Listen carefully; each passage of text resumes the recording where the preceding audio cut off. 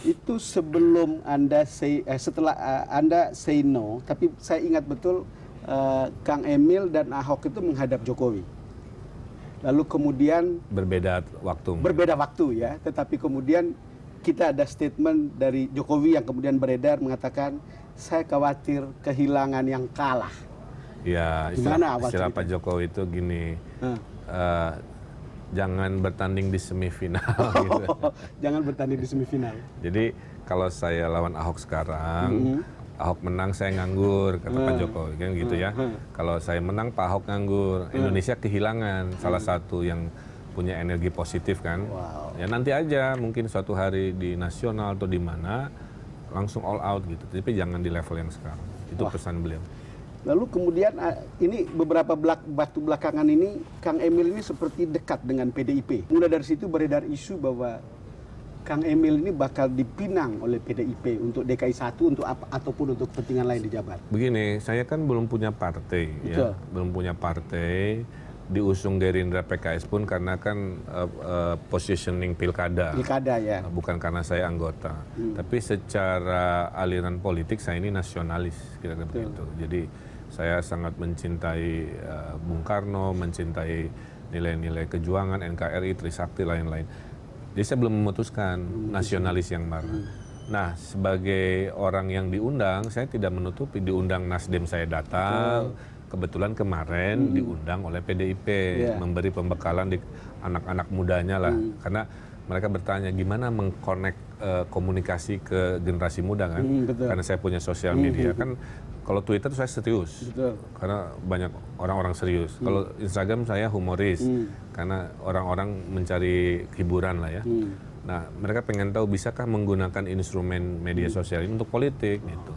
Nah, jadi bahwa PDIP mengapresiasi presentasi saya, banyak apresiasi itu, ya gagasan itu karena saya cerita apa adanya bahwa gagasan Bung Karno Trisakti itu ya politik yang mandiri, berdikari untuk ekonomi dan berkepribadian saya terjemahkan dalam keseharian di Kota Bandung, kira-kira begitu.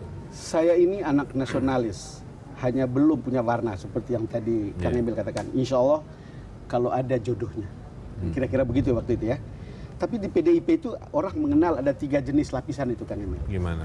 Jadi ada yang bilang PDIP itu kadernya itu karena anak biologis Bung Karno. Oh, Bu Mega, Bu Puan. Kan gitu. Lalu kemudian ada anak ideologis Bung Karno, kader lingkaran di sekitarnya. Lalu kemudian anak kos. Anak kos. Anak kos katanya yang di luar itu. Kalau Kang Emil lihat yang numpang lewat. Kang Emil gimana? Saya sebenarnya anak ideologis ya. Ideologis. Cuman tidak, karena saya ini gini, orang harus paham saya ini PNS. Betul. Saya ini dosen di ITB. PNS sesuai undang-undang kan tidak boleh berpartai, kecuali saya keluar dari PNS. Jadi sekarang status saya ini adalah PNS yang cuti dari jabatan mengajar. Gitu. Kalau saya putuskan sudah masuk partai, berarti saya harus mundur dari ke PNS-an. Sesuatu yang tidak sederhana juga, karena ayah saya dosen PNS juga, ibu saya dosen PNS juga kan. Itu. Nah, tapi saya kalau lihat prestasi Anda seperti ini, Anda tidak bisa akan menentukan diri sendiri. Anda akan dibawa kemana gitu. Jadi itulah saya sebut kalau ditanya Pak Ridwan, politik Anda apa? Politik saya akal sehat.